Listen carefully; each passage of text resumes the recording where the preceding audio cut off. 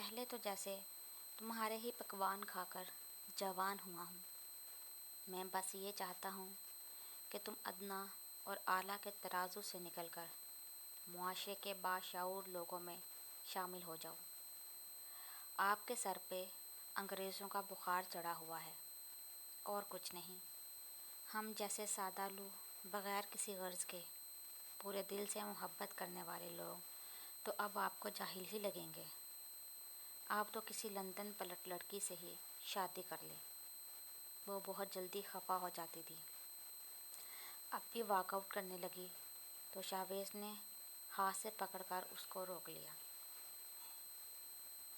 7 سمندر پار کی خاک چھاننے کے بعد بھی تم جیسی ایک نہیں ملی، ورنہ میں تمہاری اس دوسری شادی والی آفر کو ضرور قبول کر لیتا۔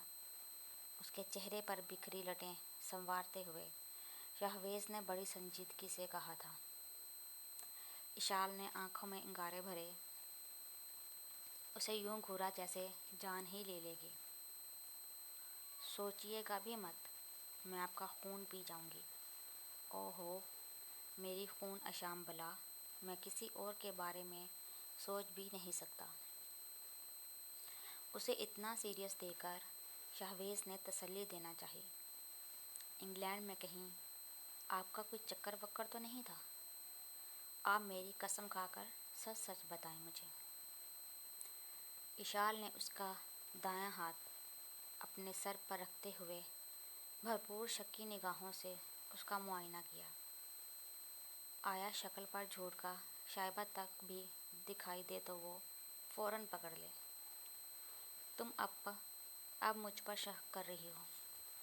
اس کا یہ معصوم انداز شاہویز کے دل میں تیر کی طرح پیوست ہوا تھا۔ آپ میری قسم کھائیں۔ اشال تقریباً روحان سی ہو گئی تھی۔ اچھا محترمہ، تمہاری قسم، میری قسم، مجھے سب کی قسم، میرا کسی کے ساتھ کبھی بھی کوئی چکر نہیں تھا۔ خوش؟ اس کی تشفی کروانا بھی بہت ضروری تھا۔ شکر ہے اللہ کا۔ اپنے دل پر ہاتھ رکھتے ہوئے اشال نے اپنی رکی سانسیں بحال کی۔ ویسے خوب ہے، بے وفائی کے ڈر سے وفا کے ثبوت کے طور پر بھی تم نے اپنی قسم کھانے کو کہا۔ بے وقوف لڑکی، اگر میں سچ مچ بے وفا ہوتا تمہاری جھوٹی قسم بھی کھا سکتا تھا۔ کہا لگاتا شاہویز اسے چھیڑنے سے اب بھی باز نہ آیا۔ جی نہیں، آپ کبھی بھی میری جھوٹی قسم نہیں کھا سکتے۔ وفا اور بے وفائی ایک طرف، مگر آپ کی محبت سچی ہے، اس بات پر مجھے اپنے ایمان کی طرح یقین ہے۔ اب آپ مجھ سے اتنی محبت کرتے ہیں، آپ یہ تو نہیں چاہیں گے کہ میں بھری جوانی میں مر جاؤں؟ ہاں،